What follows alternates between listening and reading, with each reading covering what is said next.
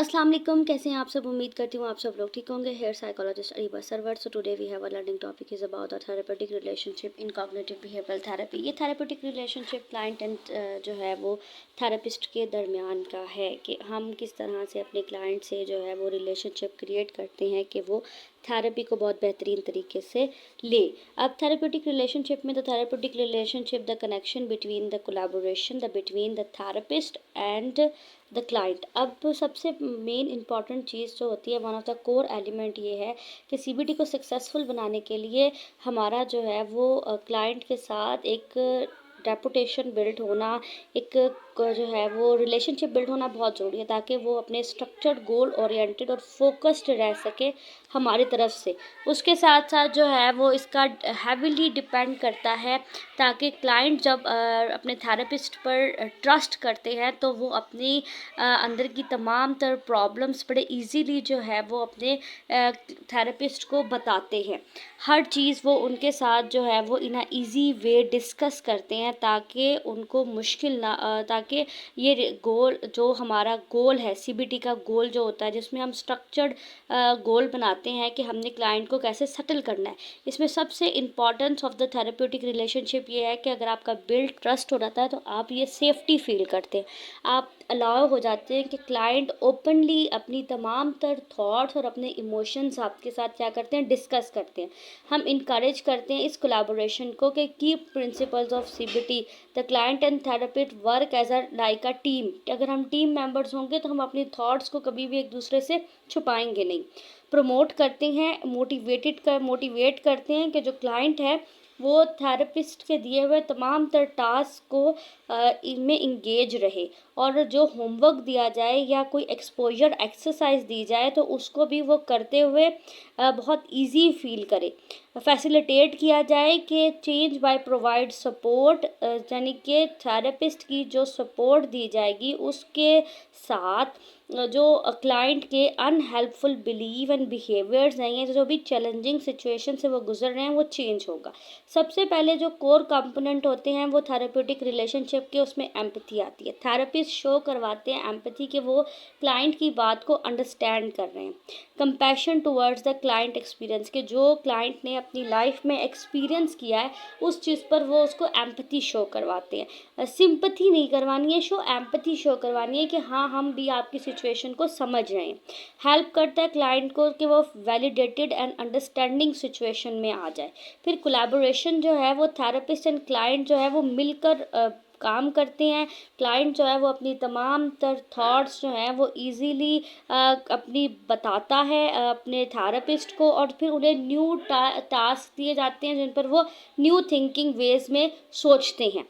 फिर थेरेपिस्ट के एक्ट जो होते हैं as a guider, as a coach, not an authority figure. ये कोई अथॉरिटी फिगर नहीं होते, बिल्कुल कोलैबोरेशन के तौर पर होते हैं कि उसकी बात भी सुनी जा रही है और थेरेपिस्ट की बात भी सुनी जा रही है। फिर इसके अंदर जेन्युइननेस आ जाती है। जेन्युइननेस में थेरेपिस्ट जो है वो ऑथेंटिक एंड ट्रांसपेरेंट रहते हैं, विदाउट एनी जजमेंट जो है वो कंप्लीट डिस्कशन चल रही होती है। बिल्ड करते हैं an atmosphere of honesty and respect, that is the most important thing.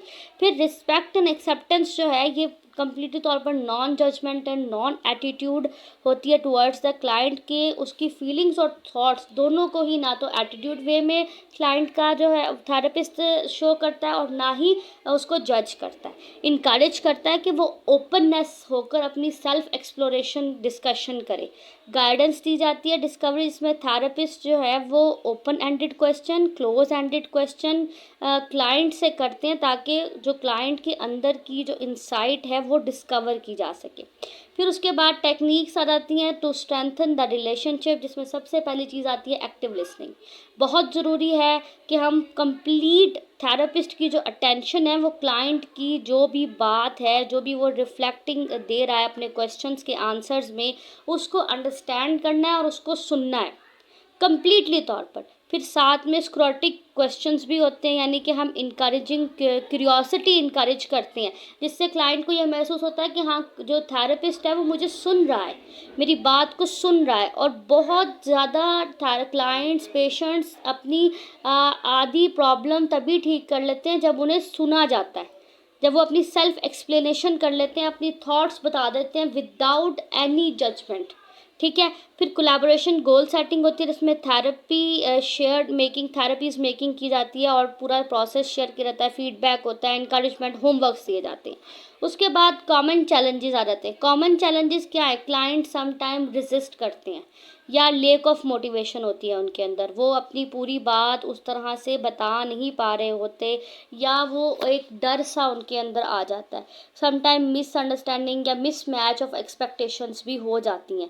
ये कॉमन चैलेंजेस आते हैं थेरेपिस्ट और क्लाइंट के दरमियान रिलेशनशिप को बिल्ड करने में।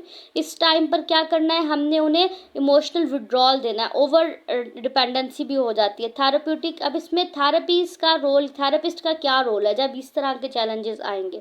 तो उसे हम बैलेंस सपोर्ट प्रोवाइड करते हैं विद द कंस्ट्रक्टिव चैलेंजेस।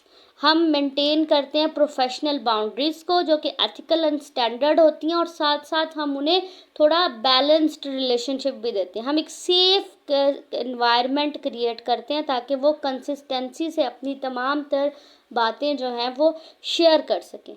ठीक है। उसके बाद एविडेंस एंड रिसर्च जो है वो कंसिस्टेंटली शो करती है कि थेरेप्यूटिक अलायंस होते हैं जिसमें स्ट्रक्चर्ड सीबीटी अप्रोचेस को यूज़ किया जाता है, इन्हांस किया जाता है ट्रीटमेंट इनहेरेंस को। क्लाइंट की बात भी सुनी जाती है, समझी जाती है, और उसको भी वक्त दिया जाता है कि वो अपने बारे में बताए, और फिर थेरेपिस्ट भी अपने बारे में तमाम तर चीज़ें बता रहे होते हैं। ये सेटिस्फैक्शन क्रिएट की जाती है। Must like, comment, share and subscribe.